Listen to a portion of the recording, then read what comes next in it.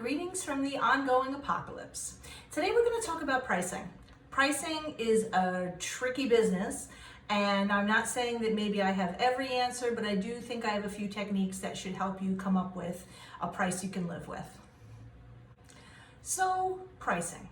So the basics of pricing are this. Essentially, you keep track of the cost of all your materials and then you multiply by a percentage. And people have different formulas for how to keep track of it. But let's say it varies between add up all your expenses and multiply by 2.8 for a wholesale price to maybe a 3.2, a 3.4 for a retail price. And you can always give friends and family discount kind of a thing somewhere in the middle. But the truth is, the problem with pricing is not math, even if math isn't everyone's strong suit. I mean, really all you have to do is sit there with a calculator and keep track of everything and add it up. I mean, just saying that, of course, makes me want to blow my brains out, but it's easy. Everyone loves that part. But the truth is, pricing problems are emotional problems. Okay? So stop looking at them like this is a business thing. No, these are emotional problems. The reason that we all consistently underprice ourselves, particularly in the beginning. I mean, hopefully the goal is to learn and get beyond that. And the truth is even if your main goal in jewelry making, isn't to make money. Let's say you're doing it because you love it and you want to do it and it's a pursuit and it's not necessarily your way of making a living. But regardless of whether you're I want to be a jewelry mogul or I make jewelry because I love it, but I do sell things occasionally and I want to know how to price things. You can be anywhere in there. And the truth is pricing is still an emotional problem. The main problem people have, especially in the beginning, is you think, who am I? I'm not that good. I mean, look at that thing, It's once you, I always tease my students, if I walked in with the piece that a student just made and showed it to them, they'd be like, oh, it's amazing, and they make it and they're like, yeah, I know, it's a little funny looking.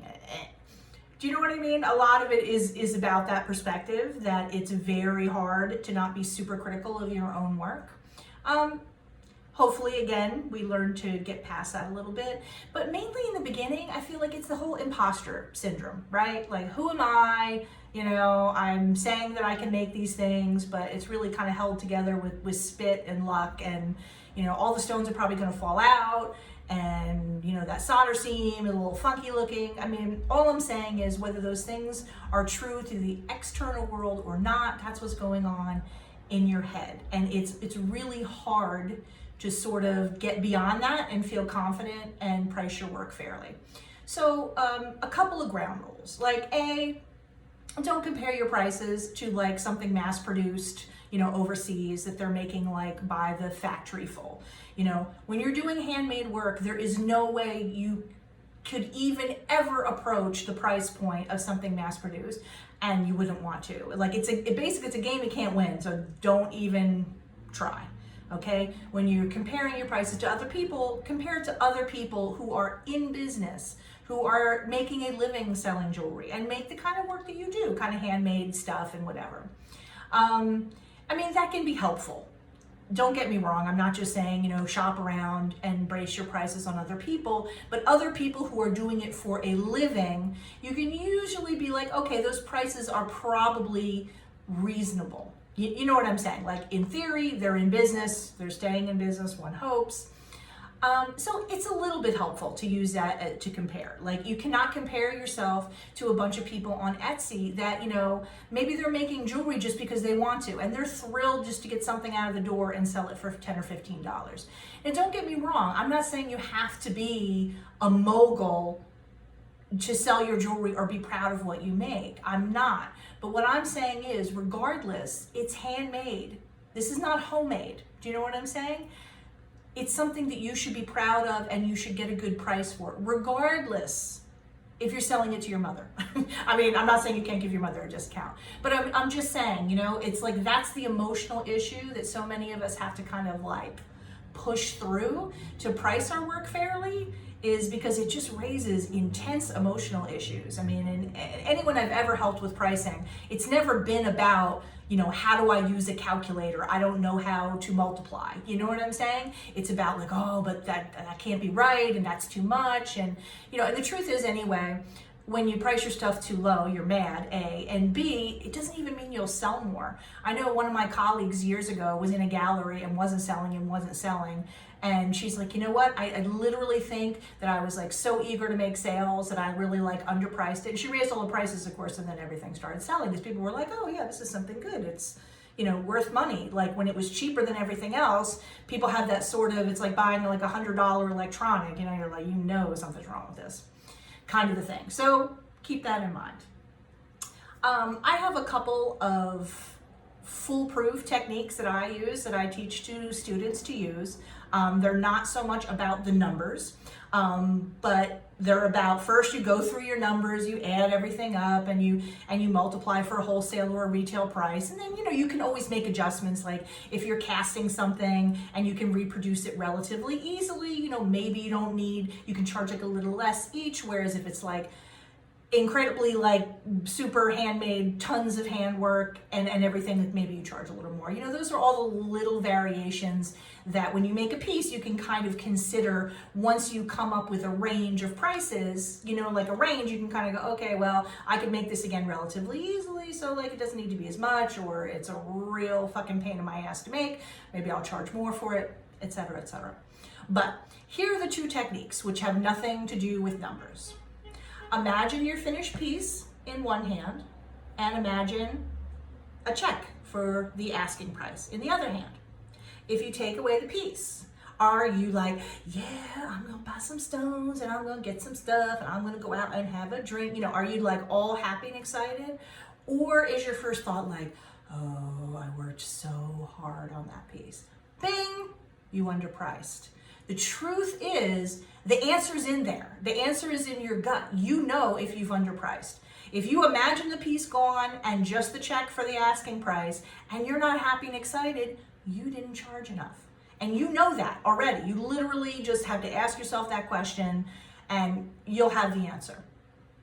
Second scenario, if you're making something, you're trying to come up with a price for like a store, like let's say, or even just like, I don't know, I'm making this piece and I'm trying to come up with like a fair price that if I make it again, et cetera, et cetera. Great. You know, so-and-so sees it, they love it, they're getting married, they have 8 bridesmaids, you know, and I want 8 of them.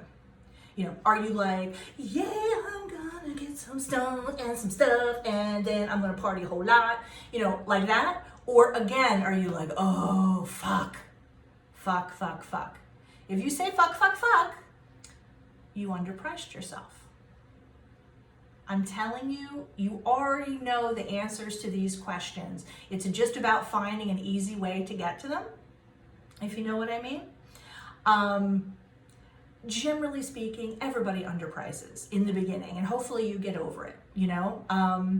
Ask yourselves those questions, and you already know if you're underpricing your work. Now, I know there are definitely times in the beginning where I sold something and I was like, fine, I'm happy to get it out the door. You know what I'm saying? Let me just like get a little bit of cash moving back along. And like, you know, that's fine within reason in the very beginning or whatever. But the problem with that kind of thinking is a lot of times people don't drop it. You know what I'm saying? Like it kind of just keeps being that. Instead of just like, it's my first year and I just need to be a tiny bit liquid so that I can buy some more silver, you know, kind of a thing. That kind of thinking just kind of keeps going. And, you know, in the end, the only one that can truly value your work is you. You know, if you don't demand a fair price for it, no one's going to give it to you. And then that really just perpetuates that feeling of you're really not that good enough. And, you know, all those like things, which are not true, by the way, let me just be clear. You fucking are good enough. You already did it. You made the piece. So now you just have to kind of like raise your internal consciousness to match that. You know, like, yeah, fucking right, I made this. I'm a fucking badass. Okay? Absorb it, be it, feel it. I'm going to give you one other piece of advice that I wish that I had started following earlier. Now, again, with all of this, I'm basing this advice on my experience and the experience of the people that like I've worked with and everything. So, do I really know what's right for everybody? Maybe not, but here it is. When you have a difficult customer, it never pays. I can't tell you all my friends at this point are metalsmiths because this is just my life now. So at any rate. So I can't tell you the friends that would have a difficult client and they're like, well, this sucks. They're really driving me crazy, but like I could really use the sale. I can really use this commission. Do you know what I mean? And for myself also, the first couple of years, you get difficult clients. What I inevitably come to the conclusion is like, it's never worth the money. I have never once been through a situation with a difficult client and said at the end, like, that was a total pain in the ass and everything, but it was really worth it. I made some money on that. Like, that was cool. You never feel that way at the end. You're always like, if they had paid me twice as much, it's still not enough. Now, I'm not saying like every client and every business situation has to be your best friend, but if you put up with those bad situations, you will have that same client, so to speak, again and again and again. And they don't pay. And I don't mean like literally, physically, they won't pay you, but it just never works out that way. It's just kind of one of those laws of the universe. You know what I mean? Like, you never go like, oh, but I made some great bank on that. Like, it never works out that way. So if I may, I'm not saying like tell off your clients and tell them to drop dead or anything. All I'm saying is, if it's really not working for you, just next time they want something, be busy. And concentrate on working with the people that you enjoy working with. The people that you enjoy working with, you'll actually make money. So it kind of, money is such an emotional issue that I think we have this crazy idea that we can separate the two. And the truth is, they're so intertwined that I don't think there is a way to separate them. So if you're hanging in there with tough clients because you're just like, oh, but I really need the sale. In my opinion, in my experience, I've never seen a situation where anyone at the end has been like, you know what, it was worth it. I'm glad. No, you're always just like, fuck me. Why didn't I just pull out of this shit earlier? So maybe you can do yourself a favor, instead of having a couple years of clients who make you really like unhappy and you're not really making money and you're miserable, maybe like it only happens to you once or twice and then you're like, shop for your clients like you would shop for a piece of furniture for your house, because you got to live with it. And you know what? The truth is, there's a million great customers out there. You know what I mean? Lovely people who love your work and are happy to buy it. They're out there. You just have to kind of sometimes say no to the people who are, and maybe they're not like bad people. They just have mannerisms that drive you crazy. I mean, look, we're all busy making everybody else crazy, me included. You know what I mean? Guilty as charged. So it doesn't even mean necessarily they're bad people. Maybe they are, that's like a whole other thing to get into. But do yourself a favor. Do business with people that you like doing business with. You don't have to be best friends with them, but spending time on business relationships with people that would drive you crazy, it never pays. I've never yet seen a situation that it like paid off and you were like, well, it was worth it. You never feel that way at the end. So there's my surprisingly, I would say, emotional advice about dollars and cents. And I hope it helps you at least a little bit figure out how to price yourself accurately. And what that means, as far as I'm concerned, is fucking jack up your prices. Most people underprice themselves. I've never yet in my entire life met a beginner who gave themselves like a good price with jewelry. It's always wildly underpriced. So whenever you're like, I don't know, go up a little bit. I mean, first of all, there's expenses I'm sure you've forgotten. I mean, that's always like, no matter how carefully you keep track of everything, there's going to be that solder you bought and the tool you bought and all, it's almost impossible to really keep track of your expenses. But, you're worth it. Your work is worth it, and you need to believe that. And the price that you set on it, it sends that message out to the world and right back at you. You'll feel better. I promise. That's it for pricing, and I know that really was more like a touchy-feely, consciousness raising little thing there, but that's what pricing is all about. Actually, it's very little about money, and it's all about dealing with our own issues about self-worth. That's all for today.